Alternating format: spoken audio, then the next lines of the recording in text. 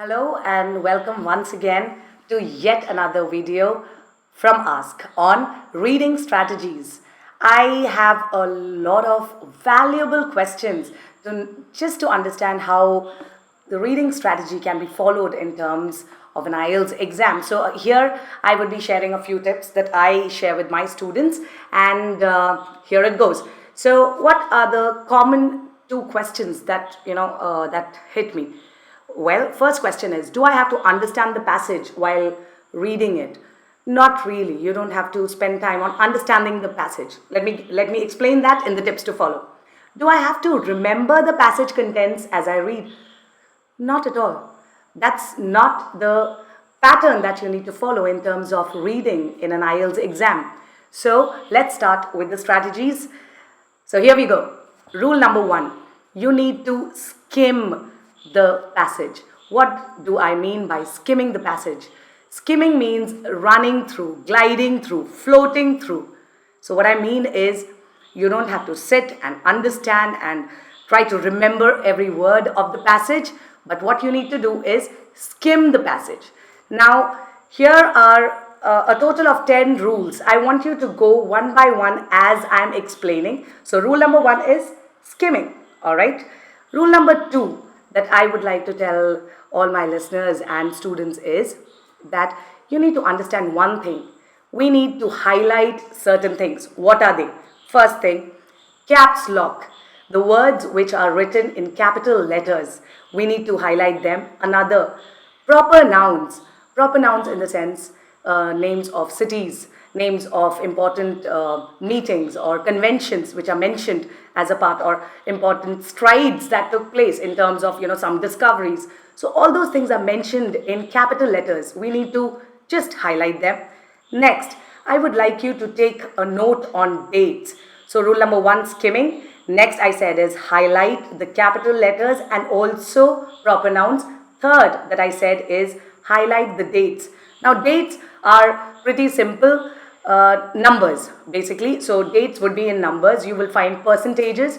You will sometimes even find dates are written in terms of words over 2 decades, in a century. Those are also supposed to be understood and highlighted. Rule number 4. Now you need to read the questions very carefully. Please understand what I said here is you need to read the questions very carefully, not the passage. Now the question has some keywords. For example, give a description of, write an account of, or what was the hypothesis. So they would have such important words that give you an idea what are they actually looking at. A hypothesis is something that has got no proofs. It is said by someone and yet to be proven. You'll find that as a capital ordained word inside the passage, of course. Now the next thing is, now we also see certain questions like give an account of, or where an account is being given. So we need to highlight that in terms of the passage. Now all these, that is description, hypothesis and an account, all these are words to be marked in the questions so that you get the highlights absolutely correct. Going on to the next one. Now there are honey words or honey phrases. Now what do I mean by honey words or honey phrases is, honey is a sticky substance. To be very, very clean in what I mean here is, honey words are such words which somewhere will have the answers sticking around them. So honey words, what are honey words? Words like however, therefore, although, they point out to something that has been previously done and now probably changed. Probably something new is being initiated. So these are honey words. What do you mean by honey phrases? You see phrases like on the other hand. Please highlight it because there is something that has been mentioned apart from something that has been followed on a general scenario. So these are honey words and honey phrases. This is rule number 5. Coming on to rule number 6. Now you need to build upon the highlights that you have done. Now when I say building upon, you just don't forget about it. I didn't also say that you need to remember about it, but of course a slight hint in your mind is always required. Now these are 6 different rules that I have mentioned here. Now let me give you 4 different rules together with this, which is which I exceptionally tell my students offline and for my courses, online courses, which is again rule number 1, that is the 7th rule. You should read passage A thoroughly. Paragraph A would be talking about the entire gist of the passage. So make sure that you are reading the first paragraph A very thoroughly. Then coming on to the next part. What do you do next? Rule number 7, number 8 is go back to the questions once you have read the first paragraph very clearly. What happens is you get an idea what the passage is talking about. You can relate it somewhere with the questions. Now go back to the questions. We have highlighted some words there: descriptions, account, hypothesis, all those things. We will find them here in the answers. Now how do we do that? Paragraph B is supposed to be done. Let's say read the first sentence. Again, you get an idea of what the passage is about. After that, like I said, glide through rest of the 5 or 6 sentences in that paragraph.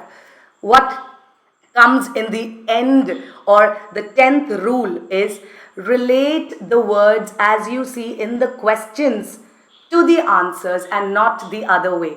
I'll repeat this once again, and please earmark it, because you don't have to find the answers and then relate them with the questions. What you need to do is understand the questions and then come back to the passage where every paragraph you have highlighted something or the other which relates to the questions. So this is essentially the 10 basic strategies that I share among my students, for which they also require something additional, that is a very dedicated practice on the time limit, because 20 minutes is dedicated to each passage and you have 3 to attempt. So for an IELTS exam, follow the rules.